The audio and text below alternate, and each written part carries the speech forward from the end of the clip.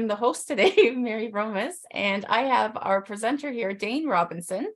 And Dane is a native of Baltimore, Maryland. He is a certified personal trainer and performance enhancement specialist through the National Academy of Sports Medicine and has held almost every job in the fitness industry, from front desk to training to regional management. After spending 10 plus years of leading major health clubs to boutique studio startups, Dane impacts hundreds of people in private and group training classes in Atlanta, Georgia, and thousands of people across the country as a fitness coach for Daily Burn's US Today's Top 10 at-home workout platforms, episodic show Daily Burn 365 in New York City. Dane also serves as an on-demand trainer with Total Gym as a part of their Total Gym TV series and can be routinely found as a Total Gym master coach on the QVC network. It is my pleasure to welcome Dane Robinson. Mary, thank you so much. I appreciate you. Folks, welcome to Campit Pro's Business and Leadership Virtual Summit 2022. And if you didn't or you aren't able to tell by the opening slide, you are in attention to retention. These are top level strategies for personal training, long-term success as we're getting into this. So we're excited. Amber, thank you so much. And I'm a little sketchy on my Canadian geography. Is Alberta on the, Mary, maybe you can help me. Is Alberta on the west side of the continent? Yeah. The continent, Yes, the West Coast, yes. Okay, so it's like 7 something over there right now. Impressive. Also, I'm just gonna 8:30. Geez. So congratulations to all my folks in Alberta. Also, I'm already gonna get this out of the way. I may be interrupted by my co-host. This is Dottie the Dalmatian. She may bug me every now and again there, but I'm just getting that out of the way. She is 1 year old and she's a very clingy teenager. So such is life virtual presenting. So Dottie, you got your face on? All's good? Yes? Awesome. Fantastic. All right. Go get a toy. Now I'm covered in fur. My Allison over in Vancouver, 7:30 in the morning. Again, I hope you have some coffee. I've already had mine. It's 10:30 over here on the East Coast, here in Atlanta, Georgia, back in the States. So I'm not going to waste any time because we have a lot to cover in a short amount of time. So again, get a little stretch in, grab another sip of coffee. At the same time, also, this session is being recorded. I am going to ask for some positive interaction. Get your pens and papers out because this is not just listening to me talk. This is writing things down. This is brainstorming and getting ideas fired up for action. As here's this, y'all. We have less than 60 days before the end of the year. Less than 60 days. I know it's the beginning of November, but if I'm doing my math, honestly, I think it's like at this point, less than like 58 days before we get to the end of 2022. This is about our growth and our strategies and our implementations for 2023, our Q1. So that's where your mind already needs to be at too, all right? But also feel free, again, if you have pets, you got kids rocking around, you gotta use the bathroom, this is being recorded, you got plenty of opportunity to grab any information you may miss, okay? So let's dive into this, making sure my little thing works here for a second. Uh-oh.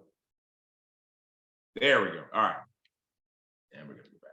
So Mary gave me a great introduction again. Just for recap, my name is Dane Robinson. I'm actually a graduate of the University of Buffalo. I was just talking with Mary that is like 90 minutes down from Toronto. So I have had my fair share of times going across the border. I was telling Mary, I was in college when you only needed a driver's license to get across the bridge. Not so much nowadays. I was a collegiate and professional football player. And again, I've held every job. I stopped counting years I've been in this industry after 10, but I've held every job in the industry outside of owning a brick and mortar, from mopping floors to regional management, where I was overseeing 8 clubs, 50 coaches, over 12 directors. So going from managing squats and burpees all the way to payroll and expense and margins and everything in between. Also, again, I serve as a coach on dailyburn.com, our main show called Daily Burn 365.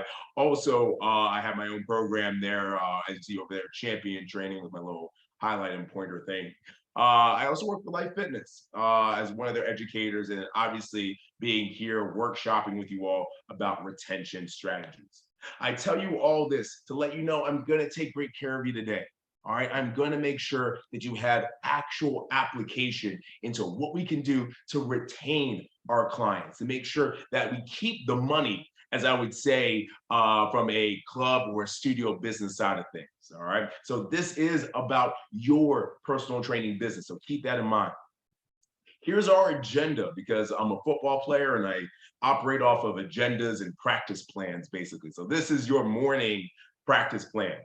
First, we're going to talk about just the basics and the kind of like root cause matters. All right. Why retention matters, why retention falls off, just so we can start getting our mind wrapped around the idea of what does retention actually mean and why is it important to my personal training business. Okay. And then we talk about what's in my control and what's not. There are plenty of factors in your control about how you go about your personal training business and retaining clients. All right. But also we have to give ourselves some grace in the things that are not in our control. All right. Just the same way as you can't control the weather, you can't control how the sun rises and sets, whatever. We have to like disregard some of the things that are not in our control when it comes to retention. What does retention mean to your clients? All right, we'll kind of go through that.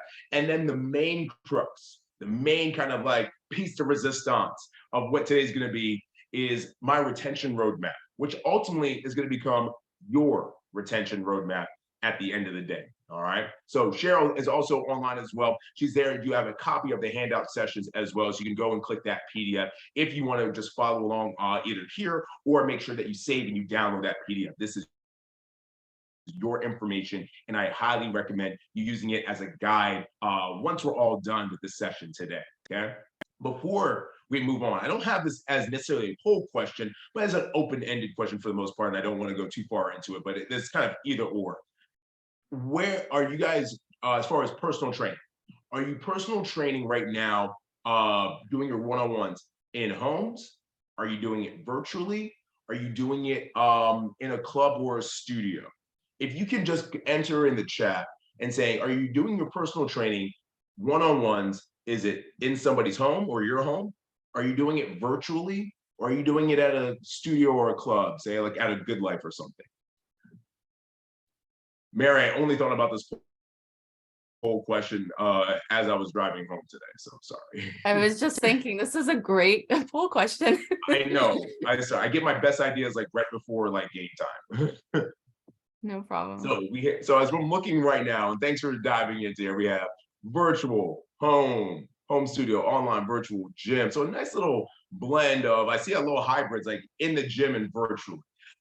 Honestly, and I'm gonna say this with love and respect, it kind of doesn't matter because personal training, one-on-one training, it kind of all has the same wheelhouse when it comes to retention. But I just wanted to get a kind of understanding because we'll be able to apply this in all three facets, whether it's home studio, whether you're virtual, whether you're in a gym. And I would say do both, as long as there's no like conflict of interest from working, live one-on-one and doing it virtually. I would say that expands your business. All right. That goes into the idea that you're not just siloing yourself into one factor of one-on-one training, because Lord forbid the internet blacks out across, the whole wide world. Well, there goes your virtual training all of a sudden.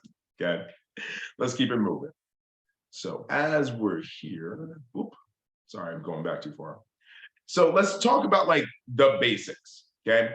Right now, on average, it does cost you specifically for your business, whether again, you're one-on-one, virtual, let's use Good Life for an example. It costs you 5 times more time, effort, and money, all right, to gain a client than it does to retain you.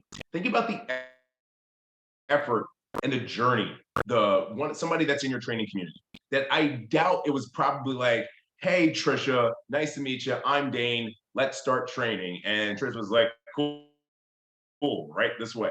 We would love it was that easy, but I'm assuming there was a little bit of a journey that needed to happen from discovery to, assessment to like goal, tracking and programming to like, all right, Now we're training. Now we're in it. Now we're starting this program. All right. But the idea is that once somebody's already in it, it's easier just to keep them in it. But we tend to forget or not focus on those strategies because we tend to take it for granted. We tend to focus on here's what's coming up as opposed to here's what I already have.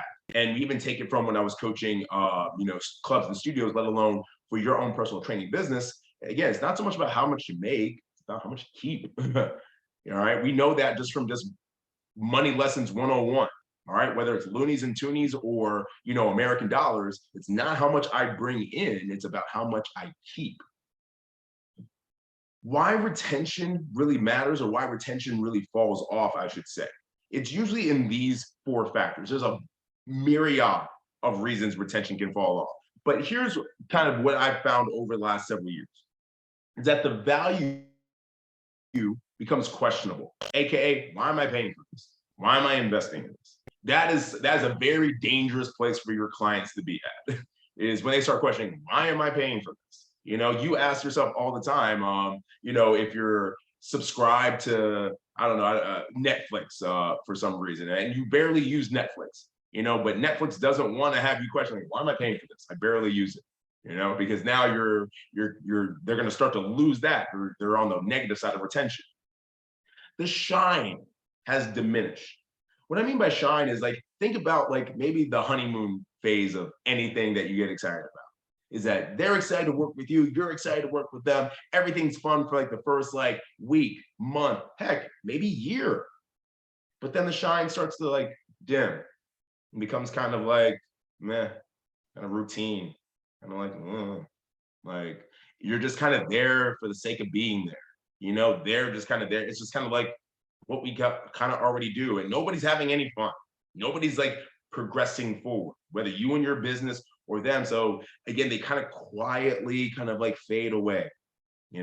Maybe they keep giving excuses on why they're not attending sessions. Payments start to fall through, and they're starting to be late on their package investments or their monthly EFTs. We tend to focus maybe on an acquisition only focus. All right, only think about how am I going to get the next person? And I get it, you got to keep the funnel full. And there's all the different avenues that are going on in today's Business and Leadership Summit that is about marketing. It is about acquisition. You can refer to your schedule about what, to find those sessions. But if you only have that narrow focus, it's very much like as if, I'll give you the example if we were live, it's very much as if I was just talking to you, but you see the back of my head, because I'm talking to you, but I'm not really focused on you. My focus is on whatever's in front of me and not you. So that, that depiction visually, it's kind of unsettling, right? You're like, dude, I'm over here, look at me. So it's kind of the same thing. We have but acquisition only focus. We're always worried about how we're going to get the next person, because I get it. We got to drive revenue. We got to keep gas in the tank. We got to keep the lights on. We got to keep the roof over our head. Totally understand that. However, if we just focus on how to get the next person, we're basically, again, doing this. We're turning our backs and not creating focus on who we have or who we're talking to, even though I'm giving effort and energy outward, but I'm not necessarily doing it to a point to the people that are important right now. Okay. Last but not least, it's an expired experience. Like the experience of like the what you provide in your system, your programming, there's no evolution to it. Again, it's funny not to think about all these things, like why people just kind of fall off, or why can't I hold on to people, or why retention just kind of wanes. It's an expired. Are we evolving in what we do? Or are we just kind of doing the same old, same old, same? If you're here right now, whether it's CanFit, Business Leadership Summit, whether it's our CanFit in-person, conference, if you're here right now, you're typically not at the bottom of this, as far as like focusing on expired experience. You probably are finding evolution. You are probably the person, the coach, the fitness professional, kind of finding like how to kind of tweak things as we go along. All right. You are special. You are not the norm. You're kind of the outliers, so to speak. So I won't spend too much time on that bottom, because that doesn't really pertain to you. Okay. So when we think about this on a deeper level, Because again, remember, where are we headed right now? We're headed towards creating our retention roadmap. And when I mean it truly is ours. This is my retention roadmap that I've used for one-on-one clients, that I've used for clubs and studios, for you all today. And again, you're going to take what you need. You're going to find application as you want. And at the same time, like, you might come up with some different ideas. But let's dive further into these 4 avenues. The value, okay? Your core competency, AKA, what are you known for? All right. The idea has to be like, there's a system, there's a method. It might be, I'm going to go back into a little bit of, it might be Ava's action plan. Like, Ava's action plan is what, my value is. It's what I'm known for. This is what all my clients kind of fit into this frame and this roadmap, and this is why we're successful. Any business, any brand, and you are a brand, like, don't get it twisted. Like, I would love to say that, like, your squats and my squats are completely different. Probably the same squats. Probably the people that are working with us are not with us because, like, our squats are like some sort of like proprietary idea. Squats are squats. You are the thing. You are the brand. You are the reasoning. Heck, you are the core competency. A lot of that has to do with just who you are as a person. But what is your system? What is your method? That creates value. The shine. Are clients excited for you? Are you excited for them? Are you excited about them? The second question is something we don't tend to think about a lot. Again, are you excited about them at the end of the day? If you're just coaching folks for the sake of coaching, if you're just coaching because it's another drip into the pay bucket, I would say you probably, retention is going to fall off there. You're going to lose that client anyway, because you're not going to give them your all. You're not giving them their all. They're not giving you their all. So eventually it's like a relationship that's just going to end up fading anyway. So part of this may be doing an audit on, do I love the people that I train? And I always ask the question is like, would I train this person for free? Don't do that. Don't train people for free. All right. Again, you're valuable. You got, people have to invest time, energy, and obviously income to be able to work with you. But would I train this person for free? If that answer is yes, then like, they're the right person for you. If no, then you got to rethink some things. And maybe it's best that you maybe continue on a different path. But are they excited for you?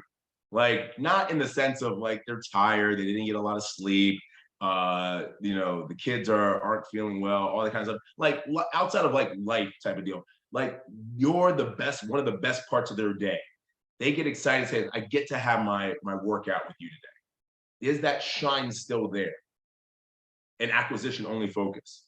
The way that we focus away just from how we bring people in is like, are you connecting and celebrating the folks that you have now?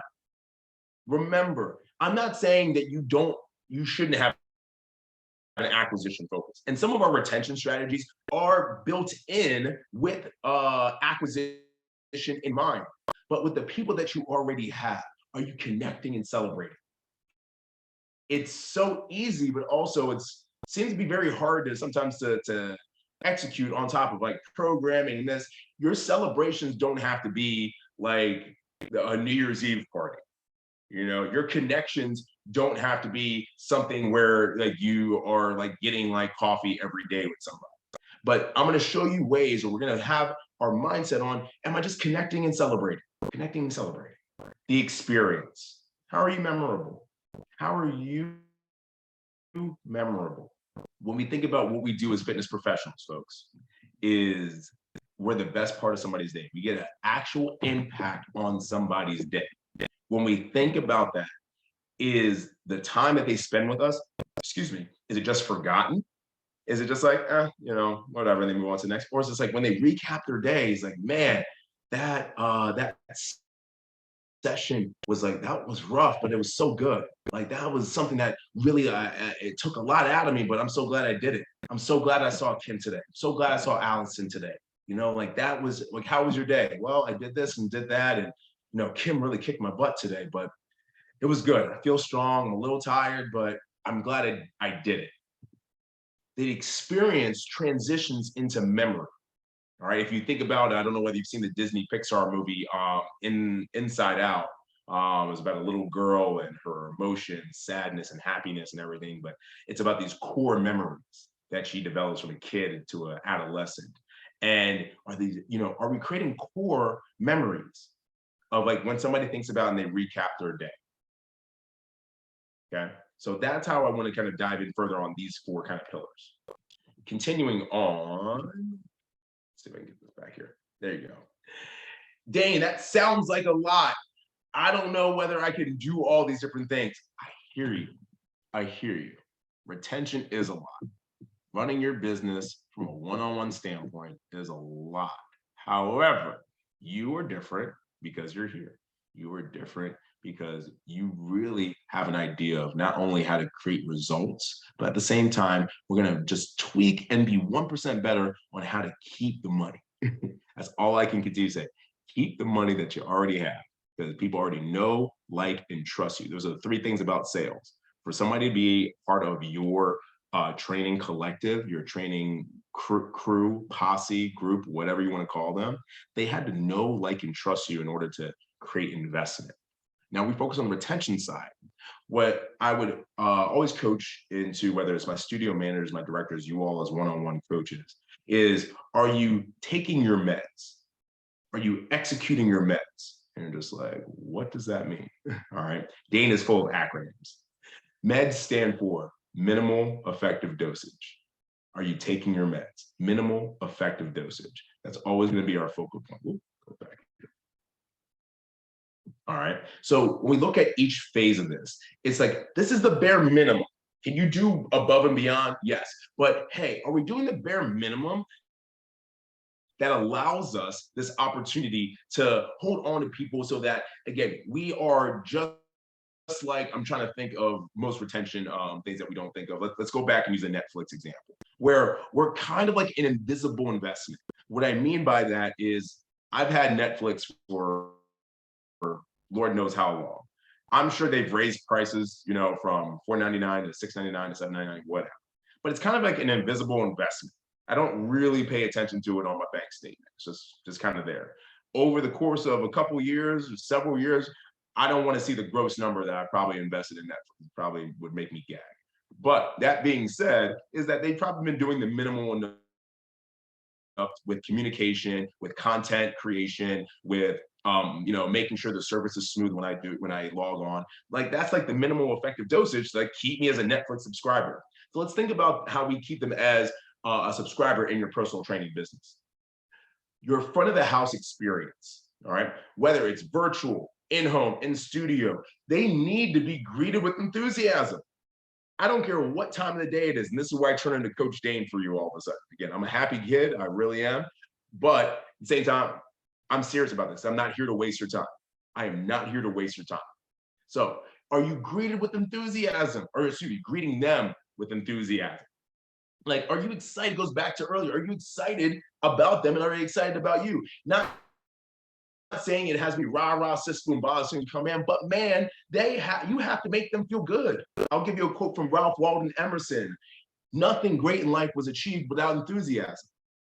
Folks, this is coming from a guy that sat in the woods for a good part of his career with nobody else around, and he's talking about enthusiasm when all he's listening to is like deer and the rustling of trees in the woods. Greet them with enthusiasm.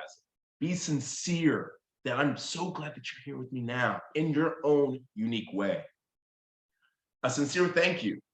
Are you thanking them at the end? The same way we expect a hello and goodbye when we enter a place of service, are you actually saying, you know what, Mary, thanks for your hard work today. I appreciate you. It matters. It doesn't get redundant. It doesn't. Like, well, I say it too much. No, you can never say thank you enough, because they made a choice. They made a choice to carve out 30 minutes, an hour, whatever the time duration is, to be with you and work out with you, to log in, to come to the studio, to walk downstairs, to come to your home, whatever. They deserve a thank you. And any problems are handled kind of swiftly. What we hate is like not being able to have problems like handled in like a swift and expeditious fashion, whatever the problems may be. meaning that, like, I don't know, a payment went through incorrectly, or you're not getting they're not getting CC'd on emails. Heck, you overslept. You overslept and you missed the session. Like, it is what it is. But how do we handle that problem? How do we handle what those issues are, whatever they eventually when they arise? Okay, that all falls into, again, your front of the house experience, whatever those are. So again, your meds, minimal effective dosage, front of the house experience. Greet them with enthusiasm. Get them excited that they're here, you're here, let's do the thing. There's a thank you at the end all the time. These are things I still do to this day. All right. And problems are handled swiftly and expeditiously.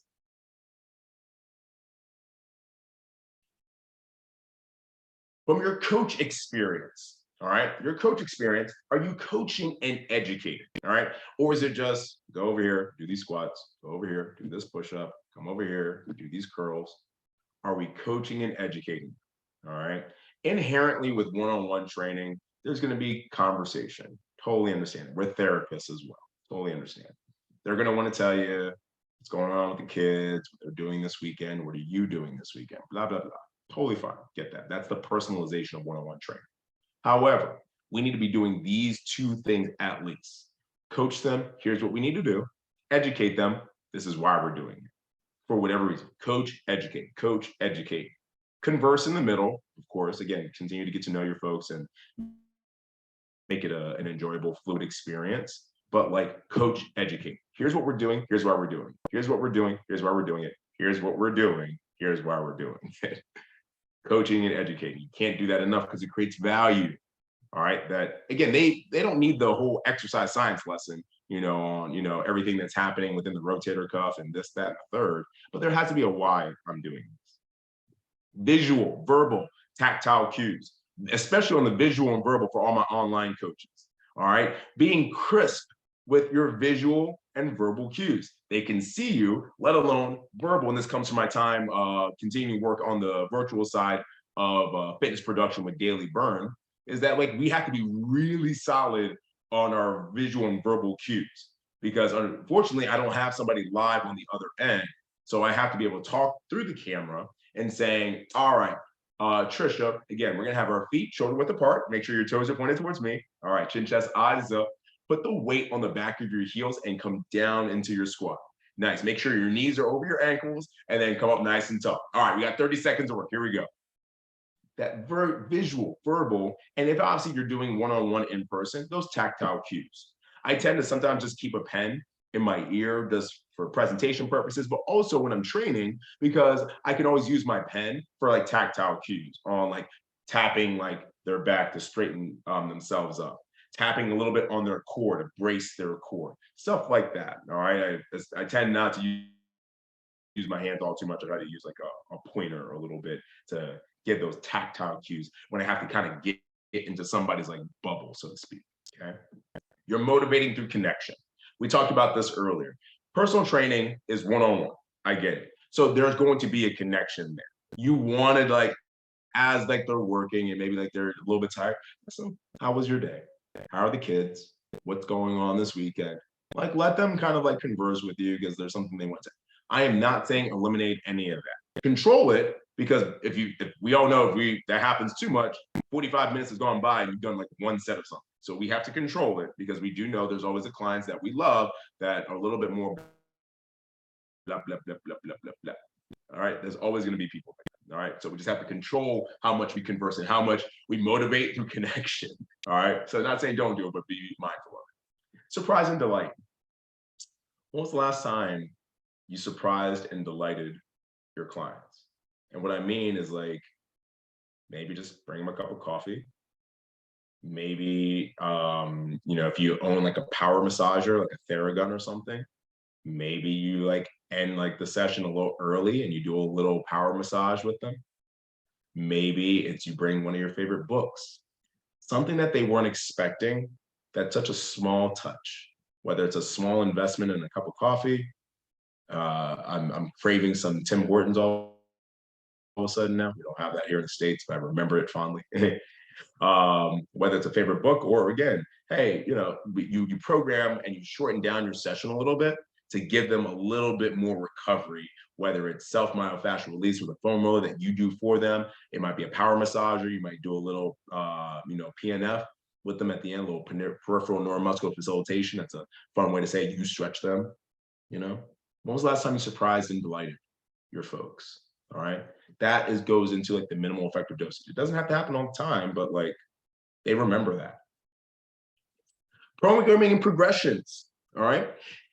When we talk about like the actual work of like coaching and training, all right. And I hate using the word like trainer. You are not a trainer. There's a lot of trainers out there. You are not a trainer. You are a fitness professional. Let's get that in your mind right now. All right. I say this in every presentation, and I sometimes get caught with it because it's a very easy term to throw out. You're a trainer. You're a trainer. You're a trainer. You're a coach and you're a fitness professional. If you have trainer on your resume, in your bio, I'm telling you right now, take it off. All right. I mean that with all my heart. Take it off. You're a coach and you're a professional of fitness. All right. You're not a trainer. If you're here with me now, that totally shows you're not a trainer. You're a coach and you're a professional of fitness. Okay. Keep that in mind. So when we go in programming and progressions, consistency, variations, and progression training, there has to be consistency in your program. All right. Or else if you're always trying to think about what else new thing can I do, there's never adaptation. We do want some form of adaptation. If we never coach them on the squat, then we never get them to be better at the squat. So there's no consistency. So they're kind of all over the place. All right. We can save programming talk for another can fit opportunity. Variations. Doing something a little bit different. Again, continue to use the squat. If you've been using a TRX for a base level foundational squat, then now all of a sudden maybe you add in a load like a kettlebell. Maybe you go from to a seated single leg squat. So a squat is a squat.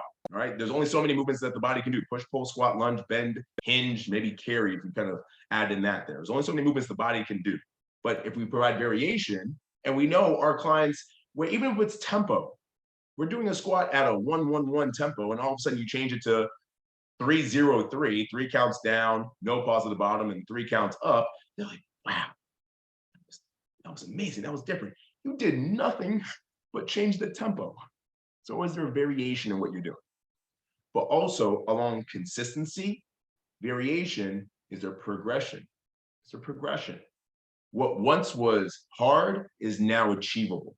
That's what programming should really be from a progression standpoint. Not you're making it harder, but are they able to see what was once hard is now achievable? I can't hold a plank for 30 seconds, and now look at me do it for a whole minute. Nice. What once was hard is now achievable. So now we continue that progression. It goes right back into minimal effective dosing. What is the floor-based things we should be doing from a retention side of things when we think about taking our meds?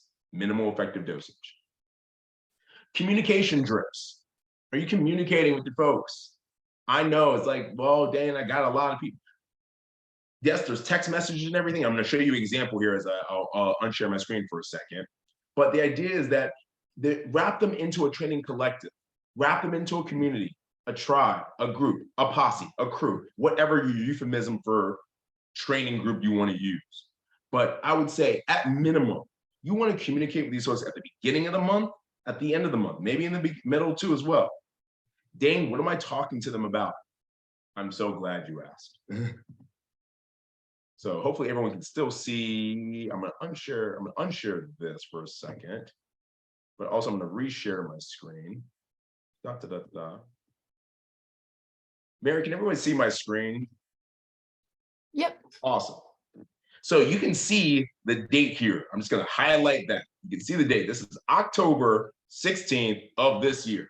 So I love being able to show examples of like, I practice what I preach. I'm not just throwing out fluff.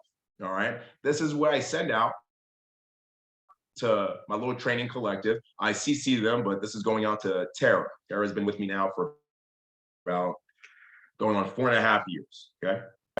The idea here is that I kind of start them off on this one. Happy belated birthday, Ava. Um, so I start them off with just a little bit of like daily motivation, all right, or weekly motivation. This goes out at least once a week on my end because I'm just in a routine.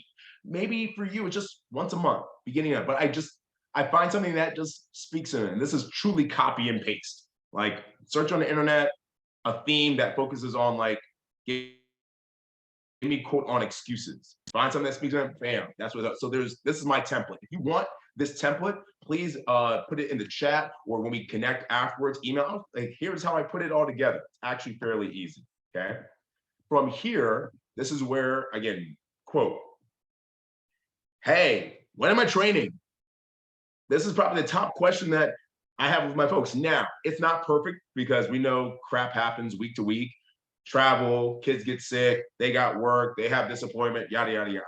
But at least we have something concrete and saying, hey, Tara, FYI, this is when we're training this week. So, quote, inspiration, I'm training with this week on, and this also, because I'm not perfect, I'm human. Hey, remember we said we were going to train on Friday at 12 p.m., not 11 p.m. Oh, shoot, you're right. So it kind of keeps me on track, all right? And I put there any times and days that need changing, like shoot me a text. Totally fine, okay? So when we talk about celebrating, celebrate and connect. This is a very easy thing for you guys to do. Shout out MVPs, yo, for the week. All right. Dane, how you define an MVP? I don't really, to be honest with you, I don't really know. It's kind of like whoever told the best joke that week, whoever worked the hardest, whoever like really captured my attention is like kind of my MVP. So I don't really have a set criteria. Honestly, it could be for a bevy of reasons. But for this week, again, and you will be surprised how motivated your group starts to be all of a sudden because they start working a little bit hard because it's inherent when we're this little, always grown adults, we like being acknowledged. So like, I want to be an MVP. What do I got to do? You know? So this week, I honored two of my younger clients, Spencer and Allison, and I wrote it as if I'm speaking. Guys, you really are making it hard to figure out this week to week, but it's fun to see the effort exponentially increase with the potential of being the MVP for the week. And this week, we have another duo that got it in and got it done at such a high level as they prep to head down the aisle together as newlyweds in December. This week's MVP, soon to be Mr. and Mrs. Spencer and Allison Iman. And for me, the prize was easy, like give them something off their wedding registry. But what I've given out e-gift cards to like audible.com. I've given out coffee. I've given out extra like protein, like supplements. Like I'm not breaking the bank. Like I'm going to end up spending $10 somewhere anyway. Like during the week, I'm going to spend $10 somewhere on something I probably don't need or something that I could probably do without. So can I take that $10? Can I take that $15? Can I take that $5 and like reinvest it into my clients that all of a sudden it's a major value? All right. If you're following along with me, you're still with me, type in the chat. Yes, I'm still with you. Like I get it. I got it. If you don't have any questions, keep going here. Awesome. Krista's in. I love it. I'll take emojis as well. As long as we're like still in this, because I got to check in with y'all all of a sudden because like Dane can like get running and rolling and it can be a lot. Awesome. Okay. So per this, I told you Dottie the Dalmatian is making a slight appearance here for a second. We have a bell that she's like ringing that she needs to go outside and go do her business. Mary, if there's any like information about the rest of our business and leadership that you would want to communicate to our group, this would be a great opportunity. In 10 seconds, I'm going to go let Dottie the Dalmatian outside. Okay, hope everybody's having a great time listening to all these things. Oh, that's neat. So Ava brought a journal that reads "Follow your dreams for your client" and wrote a nice personal note about it. That's nice. Okay, go ahead, Dane. I had nothing much to add. I appreciate the beauty of like virtual like presentations. Like this is like real life. I cursed the day I ever got her that damn bell because she knows how to use it very well. Anyway, so recapping, little quote. Here's when we're training.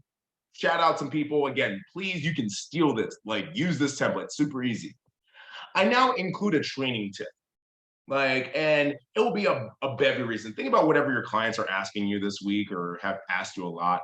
A lot of it has been, strategic fat loss was like a lot of conversation. Like they're thinking about weight loss, but I'm like, think about composition change.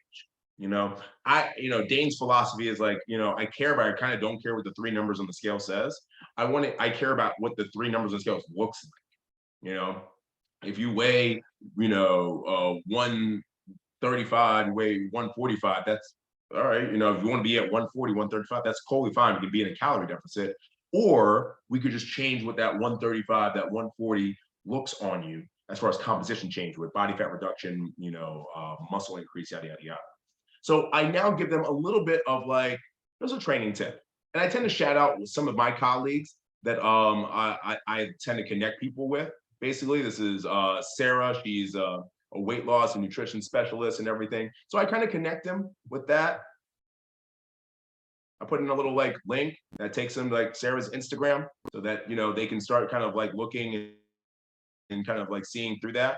So this is very easy content for me to like create, meaning that like I don't have to like think about it all too much. I'm gonna point them to somebody I trust, and Sarah is one of those folks. If you are traveling, Dane travels a lot. So I tend to let them know like, where's Dane going this week? Nowhere. I'm here in Georgia. Whoop, whoop. Don't worry. But it may be like, hey, reminder, Dane is in Toronto next week from this day to that, as a reminder. So he can't say I didn't tell them I wasn't like going somewhere. Again, it keeps me on schedule, keeps them on schedule. And then last but not least, I share something either going on in my life. I'm expecting my first kid, my first child, a baby girl in February. So I'll put the Reese report, or because these end up being my MVPs, I let my group know. Thank you. I let my group know. Well, hey, you guys may not have met Spencer and Allison. Let me give you a quick little insight on Spencer and Allison, and I give them a little heads up. I create. They have a little wedding registry link, or wedding link. I just attach that, so my crew gets to know my crew, right? And I just put that there. And guys, that's the end. That's the end of the email. So I know this is a slight detour, but like this matters in retention. Inspire them. When am I training? Who are my MVPs? Give them a little training tip. Are you going anywhere? Are you traveling anywhere? And then tell them something about other folks or something that's going on in your life. Bing, bam, boom, done. Okay. So I wanted to take a little bit of detour off of that when we talk about executing your meds there. Okay. Again, it can be once a month, twice a month. If you want more information, if you want that template, let me know. Christian knows all about the bell. I have to go outside. Hate that damn bell. Jeez. Ava says, I bought a journal that read "Follow your dreams" for my client and wrote a personal note in it. I mean, those little bit of details matter. Like, and I hope that like your mind is kind of like positively racing on just like, am I doing it? It's okay if you're not doing these things, but you can start. You don't have to do it tomorrow, but maybe this goes into your Q1 plan for 2023. So I don't have to worry about how am I going to get all the new people, or am I worried about losing folks? Last but not least, results. What we talk about in Daily Burn is we know it as NSV, all right, non-scale victories, all right. These are victories that you can highlight that don't come in an in-body assessment, that aren't shown on the scale. You got to think about what your non-scale victories are. I went on a hike to Stone Mountain. I did this with my kids. I was able to go up the stairs without being winded. I was able to do a plank for a whole minute without breaking. Where are the non-scale victories you can highlight? Testimonials, meaning that like, hey, like other people say like, I'm doing well, that like, hey, like Ava's top notch. Are you sharing that? Are you sharing that within your group so that they also feel validated? There's nothing better that we like and enjoy when we get a cup of coffee and like, did you try Tim Hortons new like white chocolate mocha latte thing? You tried it and somebody else says, oh my God, it was great too. Yeah. Like we like hearing and getting that affirmation that like, I got the thing, or I'm doing the thing, you did the thing, you like the thing, I like the thing. Yay, everybody likes the thing. Like that part's with testimonials. Progress tracking in general. And this is something that we can tend to fall off with, all right, myself included, every now and again. Are we tracking the progress? What once was hard, now achievable. I was at this body fat percentage, I'm at now this body fat percentage. I was able to do 10 push-ups, now I can do 20. Are we tracking their progress? All right, at the end of the day, that goes into results. It can be all three of these, it can be one of these, but it has to be at least one. Again, MED, meds, minimal effective dosage. This is the minimal thing that you should be doing. Are there things you can go above and beyond with? Absolutely, but this is the minimal you should be doing. Let's start to transition here because again, there's a lot of information and time flies, honestly. Is that what is not in your control? Let's spend a little bit of headspace talking about this. Is like moving, non-training injuries, illness, lest we forget the word COVID. You know, I know we would leave that in the rearview mirror, but it's a part of our world now. All right. Financial hardship. These are three main pillars that you really can't control. Virtually, you know, it might be a little bit different because virtual has allowed us to do something like this, right? Like Dane all the way in Atlanta, Georgia, some of y'all all the way over in Edmonton, but like here we are, right? So like moving tends to like not be a big thing unless you're doing one-on-one for the most part. But like non-training injuries, they slipped off the curb, knock on wood. They slipped off the curb and twisted their ankle. Like, yes, we can like find some things around that, but like it might require surgery, you know? I laugh because I think about Tara, the woman I showed you an example of that email. I get let's say Tara is unfortunately very accident prone. She's coordinated, but she's a little accident prone. And she'll tell you herself, but like, you know, I'll get a text and saying, Dane, I broke my toe. Break your toe. You know, I kicked the ottoman, unfortunately, when I was like, you know, going to the bathroom in the middle of the night. So unfortunately, Dane and Tara can't train that day because Tara's in a lot of pain because she has a broken toe because she stubbed her foot on the ottoman. Like, you know, that's a real story, by the way. But the idea is that we can't control those things. Financial hardship. Let's talk about that for a second. The idea is that I'm never asking anybody to discount, you know, prices or anything like that. Again, you should set your value. I'm the advocate for like part of like Q1. Again, this is about retention, not so much about sales, but I'll just detour one more time. Part of Q1 for all my folks on this presentation right now is raise your rates. Raise your rates. Say it with me. Raise your rates. You can do a little shoulder shrug if you want, but raise your rates. Dane, how much I should raise it by? You know, $1, $2, I don't know. Either way, give yourself a raise in 2023. I promise you, your folks won't abandon ship. All right. If you want, again, a template on how to properly and effectively and very simply send out an email saying on January 1st, 2023, everybody's rates will be raising by $5, $10, whatever. Don't go crazy, but give yourself a raise. But again, if somebody's under financial hardship, it just might be changing their frequency, changing their package. They've been training 3 times a week. Hey, let's just do 1 time. So that they stay with. I'd rather keep somebody in it than not have them just kind of not go anywhere at all or just stop training at all. So kind of keep that in mind. But these are usually the 3 things that you usually can't control. Okay. Last but not least, before we jump into our retention roadmap, and we're doing really good on time because I want to spend a decent half an hour on our retention roadmap here. Okay.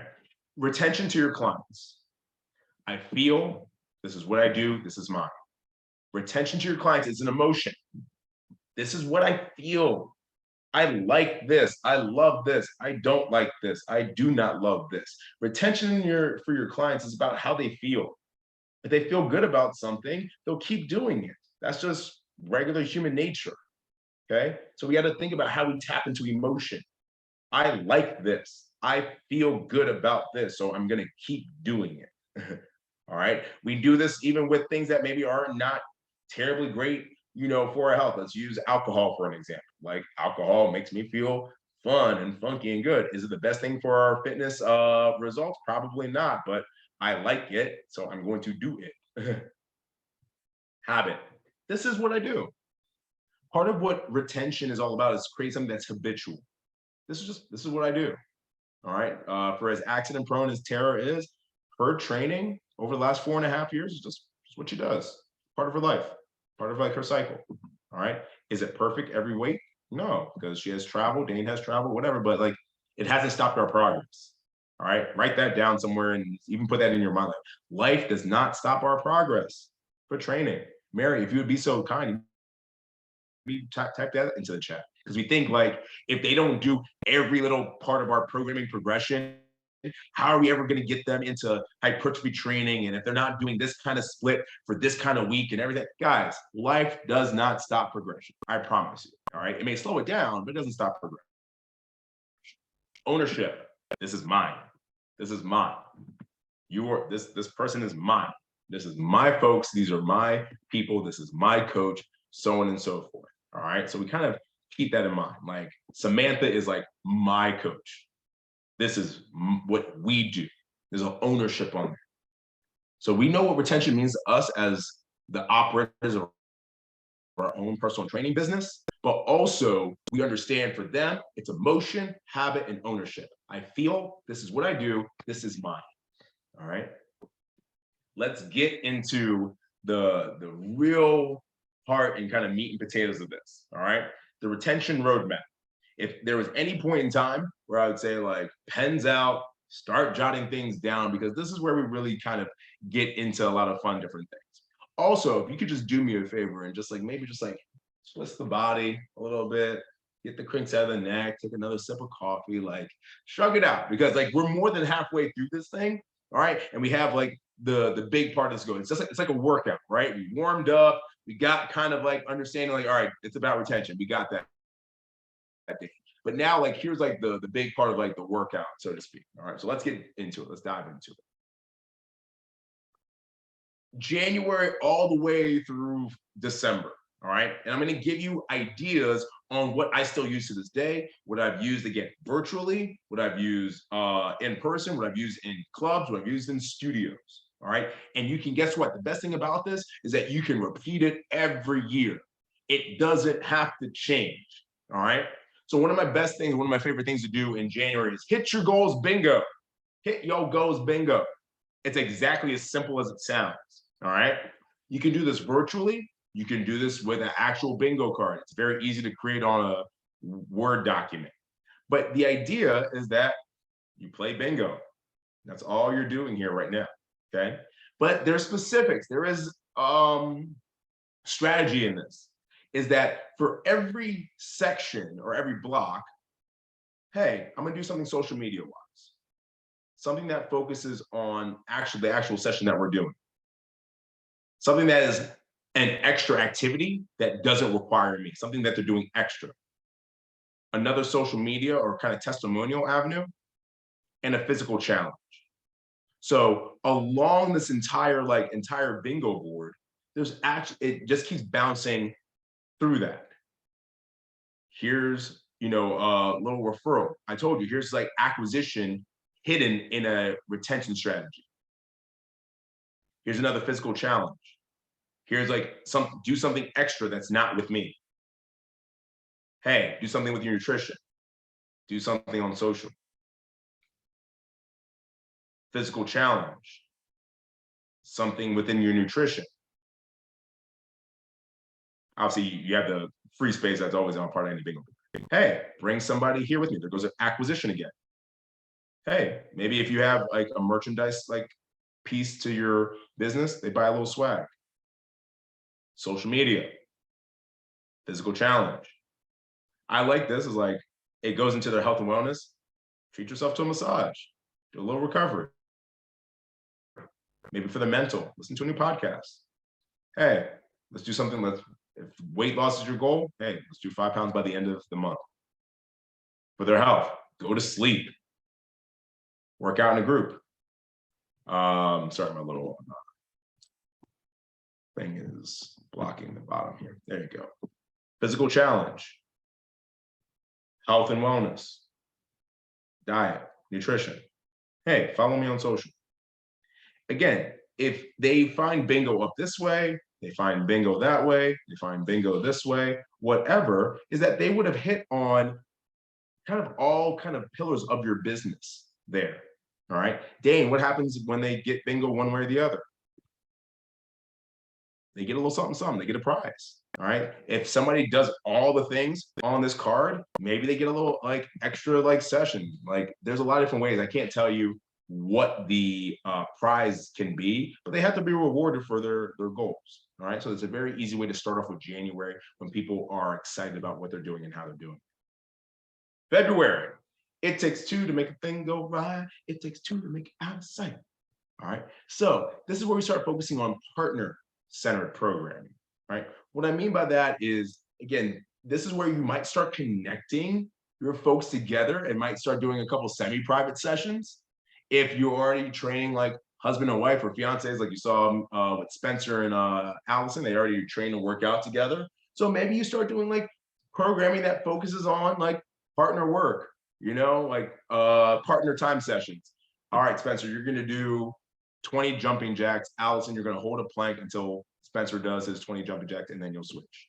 You know, stuff like that. Like those are fun, easy ways to get people connected, whether they know each other or they're working together for the first time. But like you're the common denominator. Like you are both their coach. All right. So hey, I've actually always seen Tara's name, and you talk about it. I've actually never met her. Great opportunity. When we talk about two, think about double. February, you know, we don't have to theme it about Valentine's Day, but there's something about like more than one person. That's the idea in February. All right. It's like hit double the sessions in February. Oh man, that's a big deal. All right. If I'm training like 3 times a week, all right, man, like have a goal. It's the shortest month. All right. There's nothing going on in February other than like Valentine's Day, you know, but like it's the shortest way, like maybe let's double the sessions. Again, these are ideas. These are all things I've done with great success. Referrals. Again, it takes two. Can you bring somebody in? I know your husband has talked about training with us for a while. Let's do it. Your neighbor's been watching us, you know, across, you know, the yard for a while. Like, just bring them over. Let's have some fun. All right. So again, there goes the acquisition focus within a retention roadmap. Keep that in mind. There can be acquisition focuses within a retention roadmap. We'll talk about that a little bit more. March. Now, a little context. Here in the States, March, we have what we call March Madness. It's where all like the NCAA basketball teams get together in this big old tourney, and it's fun, whether you're a college basketball fan or not. But we run March Madness. I have comprised that into what I just call my Bracket Busters Check-In Challenge. All right. That's a very long title and very long. However, the idea is that you kind of get your group to compete with one another. You kind of get your group to come and compete with one another and compete on the check-in side of things for extra check-in sessions on extra session activities that are not with you. Meaning, I don't care what their tempo is. It might be 1 time a week, 2 times a week, 3 times, whatever. But the only thing that counts for round 1 in your first week is like going on a walk, doing a Peloton session, doing an extra, you know, session that's not with me. It's you know, whatever, you know, you can set your criteria. I'm just giving you examples. But like you got to check in with me. You guys to be like, you got to take a selfie, you got to send it to me, everything like that. And I have Cheryl, Mary, Trisha, Ava, Samantha, Stephanie, Dan, and Michael. And you go through week 1, and then whoever has done the most check-ins, guess what? They move on to round 2. All right. And now you have a little tournament style going on. And then now you talk about, and this is all things you can talk about in your client email that's going on throughout the month. All right. Last round, it's going to be Samantha versus Ava. All right. Here we go, y'all. Like, and then again, same thing. What's the prize at the end? I don't know. Whatever you want it to be. All right. It doesn't, don't break the bank, but like make it special. Part of retention is also like people, whether people will tell you they're not competitive or anything like that, people are competitive. They might not be outright competitive, but like people like a little competition. Like I call BS on anybody that's like, I'm not competitive. Yes. You're just not outright competitive. You're not like forcefully competitive. Also, on the other end of the spectrum, you might find out that your folks are too competitive. Like they might be like, that's not fair. Blah, blah, blah, blah. So like, I totally understand. Again, you're the owner of all this. You know your peeps, control. Okay. So as we're walking through, any questions so far, comments, thoughts, ideas before I move on into the deeper parts of our retention roadmap?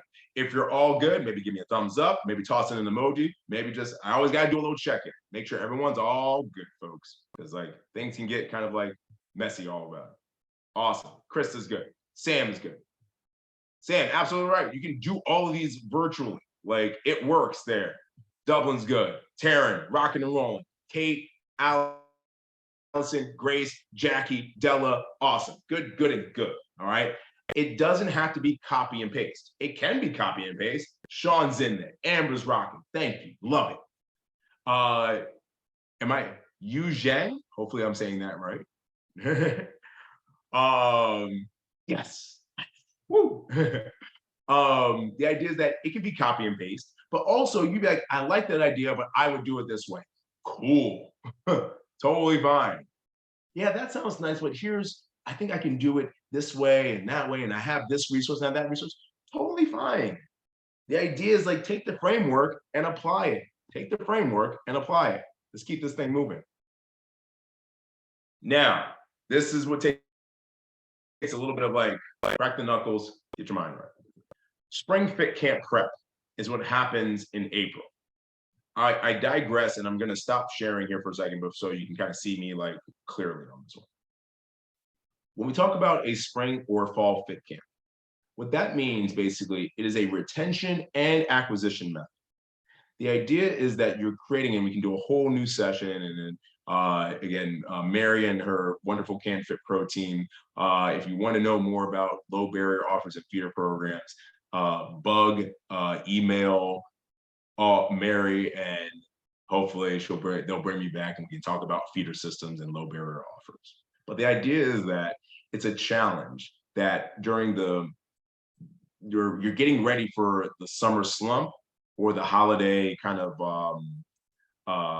craziness that's about to happen that inherently impedes training. It inherently impedes your income, your retention, stuff like that. So in April, I always tend to do a spring fit camp prep, all right? Meaning that I'm getting people excited for what's gonna happen in May, right before the summer slump happens. Doesn't matter what your business is, virtually, in-person, club, there always is a little bit of slip and slump because warm weather is the enemy of fitness, all right? And then when we get into the holidays, we start competing with like Santa and the turkey and the menorah and all this other stuff going on, right? And shopping. We knew we had to start competing with shopping as well. So the idea is that, so yeah, sorry, I'm gonna bring that up here in a sec. I just wanted to kind of give you guys a little bit of an idea of like, here's what's about to happen before we continue on. So you guys didn't miss anything, but I'm gonna bring my screen back up so you guys know how this is going to go. Sorry. Oop.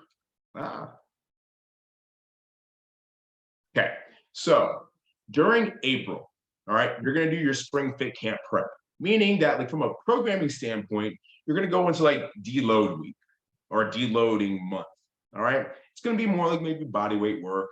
It's not gonna be the hardest thing you've thrown their way because you're gonna challenge them in about a month, all right? It's gonna be foundational programming, like get them back to the basics, all right? If they're already at the basics, keep them to the basics. Or this is that you can market this to new clients, saying like, hey, I'm running my spring fit camp, and you can call it whatever you want. I'm running my spring fit camp, you know, starting May 1st to May 31st, and you can be a part of this for 99 bucks, all right? It may not be your standard pricing. And again, I won't go into the ins and outs of conversion strategies on your low barrier offer, but like 99 bucks, and I've lowered my barrier so that I can be a part of training, you know, in the spring fit camp. And that helps with acquisition, let alone gives your people that are already training with you something to do. Build the hype. Y'all, spring fit camp is coming. Get ready, get your mind right. Here's what's about to happen. Here's what's gonna go down, blah, blah, blah, blah, blah. All right. So we're getting people excited because we know that their attention is going to be deviated away come end of May, June, July, August, everything from the summer standpoint. What actually happens during a spring or fall fit camp? You'll see this slide again coming up a little bit later. Is that you're going to do one or two things: specialty programming or advanced results driven programming.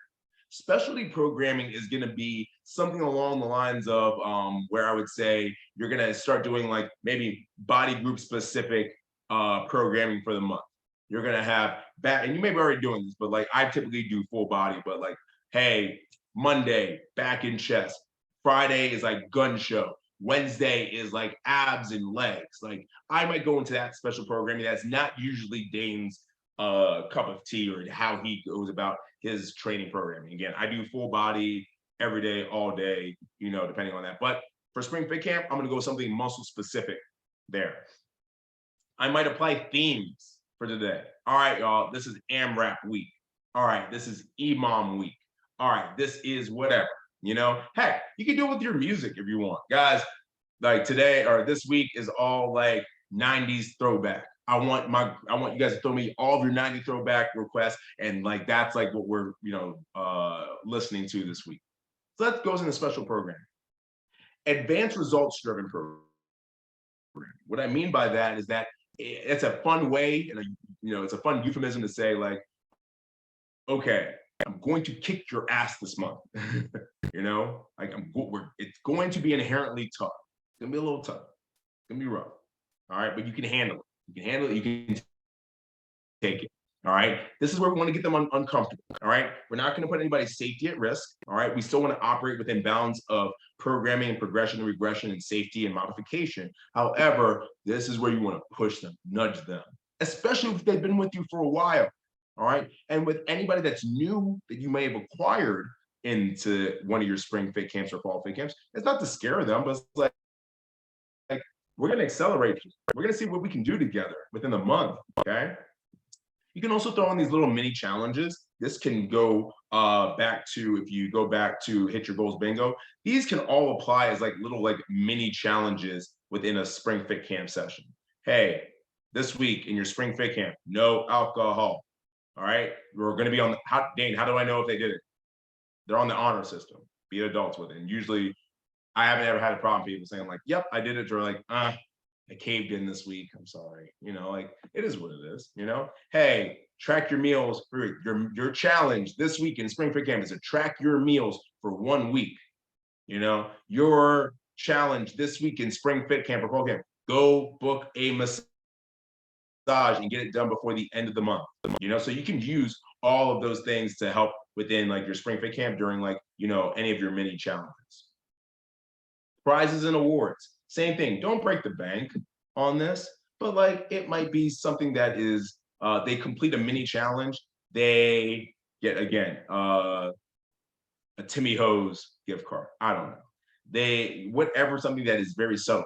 I always put it in my mind again is that I'm gonna end up spending $15 and $20 on something I probably don't need or something that I probably could do without. Can I reinvest that back into the people that are actually helping me keep the lights on and pay the mortgage and all that kind of fun stuff? Okay. Again, I won't go into too much detail because it's a whole separate session, but like conversion incentives for your new people. All right. Meaning that like as they go along spring fit camp, I might want to start talking with Mary on like, hey, you're doing a fantastic job. Like right now, we're training roughly about 2 times a week. I want to make sure that we sustain results as we go through here. So basically, here's my 2 time a week or my 1 time a week option training. What sounds best for you right now to kind of keep our success during spring fit camp going? So I'm using the low barrier of entry that Mary may have paid $99 to get in, but I've now flipped her. We talk about that within our feeder programs and our low barrier offers. Get the cash, flip the cash. $99 in, but it might to equate into $149 EFT. And Mary has been training with me now for 4 years. So I turned a $99 low barrier investment into $149 times 4 years. I think that's a pretty good return. A client social at the end. again, celebrate your folks if they're comfortable with that. But like keep it open-ended. I get a lot of questions on this on like, well, how, do I have to make it a big deal? No, you don't. All right. So like keep it open-ended. Hey, let's meet here for a party, some drinks. If you want to come, cool. If you don't want to come, that's all right. But at least open-ended. So this helps us create excitement, focus, execution while we're prepping for the summer slump. Dane, what happens during the summer slump for us? You take a break, all right? Inherently, probably training will probably slow down for you. And also, I'm not gonna lie, planning a spring fit camp, doing a spring fit, it takes a little bit out of you. So like reset and review. What worked? What didn't work? What needs to be tweaked? What needs to be, look at your conversions. Like, did I gained a couple new clients from doing my fit camps. Nice. Now, how do I retain them? What does my Q3 look like? Your third quarter of the year look like? So you tend to use June and partially July as like reset. All right, keep people going on programming, but like this is a reset and review for your business. What worked, what didn't work, what needs to be tweaked. Did I grab any new people from fit camp, and what does my Q3 look like? Within the summer, I'll attach, because everyone starts school at a little bit different times. But like July, August, September, very easy to what we call a meet it and beat it challenge. It's so easy, meaning the fact of like benchmark assessments. Every 2 weeks, do a retest. Today, this week, our benchmark is push-ups. Everyone's going to do, 30 seconds of push-ups. All right. And in 2 weeks, we're just going to retest that. All right, this week's and see the progression, and you're going to share the results, those non-scale victories. Samantha was doing, she did 19 push-ups in 30 seconds, and now she did 99 push-ups in 30 seconds. Samantha's a beast, And then we retested. All right, this week's benchmark is squats. It doesn't have to be complicated; it just has to be effective. It's a way, again, to keep people's attention. All right, during again, travel and vacation and kids out of school and all that kind of fun stuff. So it's a very easy way to get people and keep people in your training kind of like mindset, even as the summer kind of like goes and kind of hits a little bit of our frequency at the end of the day. What starts to happen in like late October, late August and early September? Guess what? You do the same thing that you just did in April is now the same thing that happens in September. Why? Because what are we prepping for? We're trying to get ahead of what's about to happen and kind of the timing that we're in right now, meaning that what's on the horizon. Well, again, here in the States, Thanksgiving is on there. Somebody remind me, what day is Thanksgiving in Canada? It actually passed. It was mid-October. Gotcha. Happy belated Thanksgiving. So holiday shifts being what they are, but let's all come to the same avenue that like Hanukkah and Christmas are like kind of the same thing or same times worldwide, right? So that's like what's on the horizon. So in October or maybe September, late November, is that you set your fall fit camp. All right, is that you start doing deload and foundational movement, marketing for new clients, you start building the hype, and guess what? You do the same thing in the fall that you did in the spring, because there's a window of time, all right, whether it's September before mid-October, before Canadian Thanksgiving, or here in the States, it's all of October to like early November, because Thanksgiving is going to be the 24th here in the States, is that like there's a window where nothing's going on. Nothing's happening other than like Halloween or whatever. Like nothing's going on. So I have the best opportunity to re-engage my folks through specialty programming, advanced results-driven programming, mini challenges, prizes, awards. It gets them reinvigorated into it. And guess what? Again, you can run this every year. Every year. You can make it a little bit different. You can tweak it like however you want. What worked, what didn't work. It works one-on-one, in-home, works in clubs, it works virtually. You just have to have a plan, a roadmap, and then go through that. Let's talk about the last 2 months. Raffle rewards, all right? This is where, again, as like you're wading through like the holiday season, is like, again, we try to keep people challenged and feeling competitive with a lot of different things is that they get like little raffle tickets. It can be in-person or virtual raffle tickets awarded for different actions. The most impactful actions to the studio or the personal training business are awarded more tickets. And weekly or at the end of the month, they get a prize. Here's more context. Dane's doing raffle rewards in November. So here's all his training crew. Folks, every week I'm going to give something away. All right. You're going to get one ticket just for training with me. And that's going to go in my little raffle bucket. You're going to get 5 tickets if you post and tag a session or you post a healthy meal. You're going to get 10 tickets if you do something extra. This is your criteria. All right. So obviously, if I do a session, I post about my session or post a healthy meal, and I do an extra Peloton session or whatever, I have the opportunity to get 16 tickets. That's 16 opportunities against like my peers for me to win something. Nice. What are they winning, Dane? I don't know. It's up to you. Completely up to you. It can be something big and small. You can do it weekly. You can do it by the month. I've seen it work both ways, and I've done it both ways where I'll get something out weekly, or I'll do something like, all right, look at all my raffle tickets from the month. All right, here we go. And like, again, it doesn't guarantee like if you do all the things, like you're gonna win something. I've had people that like have done all like my raffle reward like activities and unfortunately have won nothing. It's the person that has done the least that ends up winning, but like it's like the lottery, right? Like you're just trying to increase your chances of winning. It is what it is. Okay. Last but not least, I want to save some room for any Q&A is 12 days of fitness. This one's very simple. It's just completing 12 holiday inspired challenges before the 25th of December. Examples, and I don't have an exact slide of this, but it'd be like on the first day of fitness, Dane gave to me a 1 mile run. Cool. On the second day of fitness, Dane gave to me 2 minutes of burpees. On the third day of fitness, Dane gave to me 3 AMRAPs, and so on and so forth. Let your creative mind flow, but don't let it just be it's December, whatever, like let's train. This is something simple that just keeps them motivated. It's something simple that makes it fun. It's low maintenance on your end. Honestly, it's very low maintenance on your end.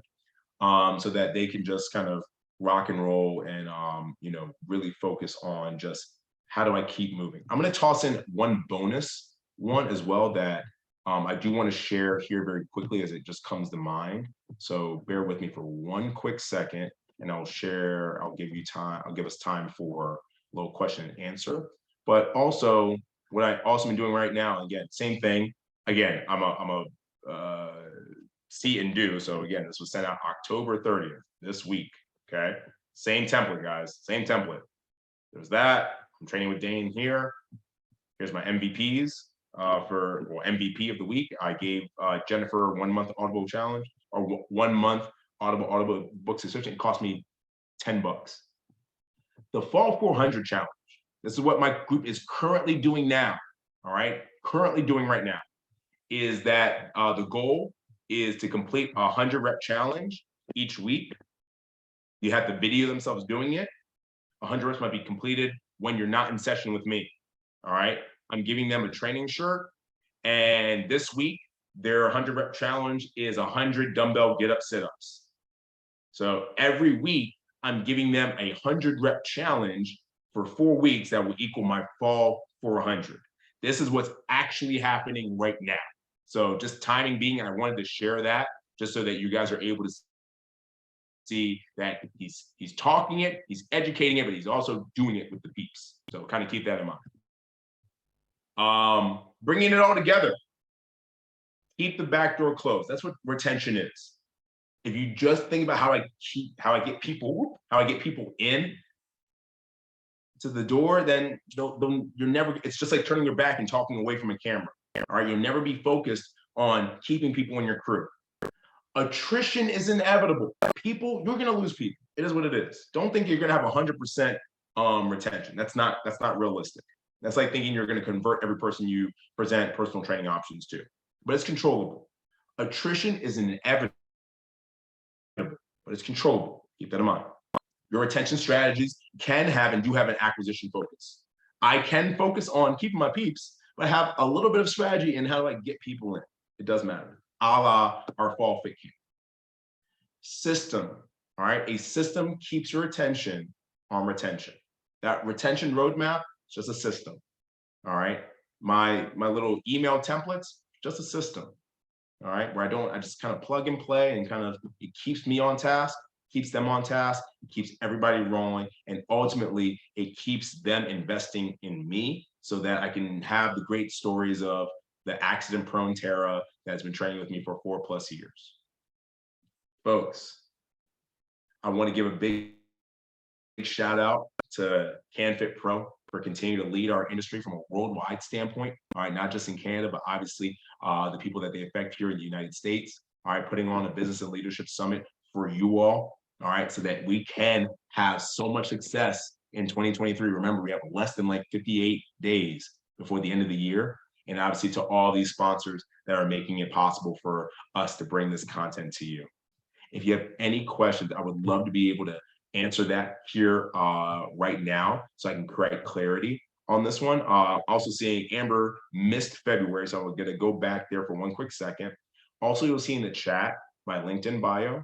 I would love if we followed each other on Instagram. That is one of the easiest ways you can continue to see and be connected. And if you have any, for all you parents, if you have any parenting tips, I'll take them, I need them. Because right now, we're in the 3rd trimester. I'm scared of shit. But that being said, I'm gonna go back a couple slides just to February.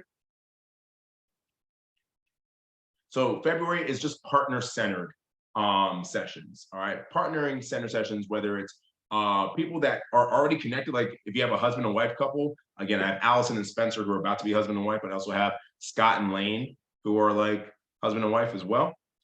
Goal to hit sessions, to double your sessions in February, and then also referral rewards, all right? Meaning that like, hey, I'm gonna bring in my neighbor, my husband, I'm gonna try to do something. It's wrapping February around like double, 2, you know, you can make it like love and Valentine's thing if you want, but it's totally up to you, all right?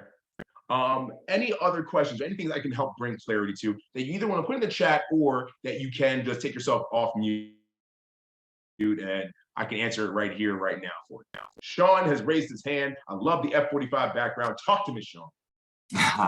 Awesome. Hey, Dane, thanks again. Just want to give a shout out to you. The stuff you've been, teaching today is really good in terms of keeping everything tight, everything kind of on point. I got a few questions. First of all, go Bulls, one of the only college football teams I've watched live back in the day. Yes, sir. There we go. That's I'd like to see. UB. I had a question about tracking progress. Do you use any sort of like specific software with your clients, or is it just strictly pen and paper, or is it kind of like dependent on what the client likes? Like, what do you do normally? Yes. It depends on what the client likes, but I try to keep things minimalist for me because if I have too many spreadsheets going on, it's going to be freaking nuts and crazy. But say for the idea of like, it's per the client. I know Betsy, I get in trouble when Betsy steps on the scale because Betsy does not do well when she sees those 3 numbers. It takes her into a weird mental place because she has a little PTSD from like some weirder times in her life. So I try to keep Betsy off the scale, and the idea of like her, for her results tracking is like in her overhead squat assessment and being able to show her progress that she's had such an excessive forward lean and her posture is just like not great. And just being able to show that over the course of like 60, 90, 120 days. And that has worked for me and Betsy. And then also doing circumference measurements. But as far as tracking goes, I have like an Excel spreadsheet on like, okay, here's where we are November 5th, whatever day today is, November 4th, 2022. And I just make sure I have my 30, 60, 90-day markers of whatever assessment I'm doing. So I would really say, Sean, keep it super simple because I know there's a lot of apps and a lot of tracking out there. That's how we fall off with progress tracking, is because we're trying to use very intricate systems where it just needs to be simple. Simple, we usually get it done for. So it's not the sexiest answer, but it's the most effective. Yeah, for sure. And I just have one question because I know this is we really focus today on like personal training, but I would love to hear your insights on like because with us at F45, we're obviously group training, fitness, like class training and that type of stuff. So what are some ways that you can like integrate some of the minimal effective dosages and like those kind of concepts into like a group setting? Absolutely. So same thing. I would say this all applies to wherever the